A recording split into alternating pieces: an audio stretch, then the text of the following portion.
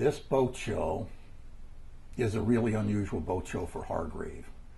And I would encourage anybody, whether it's a customer or even a broker, if you're ever going to come see us and form an opinion about Hargrave, this is the boat show to do it at, and I'll tell you why. Everything we can do is on display this year, and that's very unusual for us. Sometimes you got a couple of these, and sometimes you got all sky lounges and whatever it is.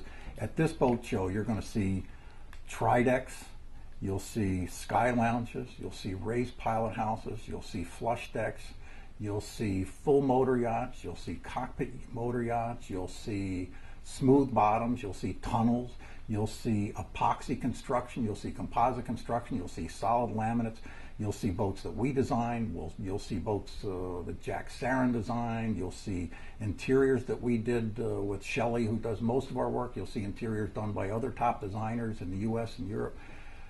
If you want to know who we are and what we do, this is the time to come look, because where this fits in our industry is frequently, if you've got a client looking for a newer boat, got a good budget, and you're wandering around and week after week you're showing him this and that, and he says, well, I like this, but I don't like that, and this boat, I like this, but not that, and how you know it's a Hargrave buyer when the guy starts talking about, well, how much would it cost me if we were just to rip this out? I go, that's our guy.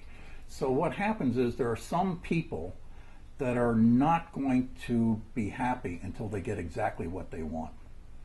And that's our little niche. If you have that kind of client, I would try bringing them to Hargrave and see what happens. You'll find that the same people keep selling Hargrave in the brokerage community, and there's a secret to it, and the secret is they present it. I mean, if you took every one of my owners and lined them up, and they're all very different guys from all over the world, they all had one thing in common. You know what that is? None of them wanted to build a boat. Not one of them. But after a while, as they began looking around, they go, all right, tell me about it.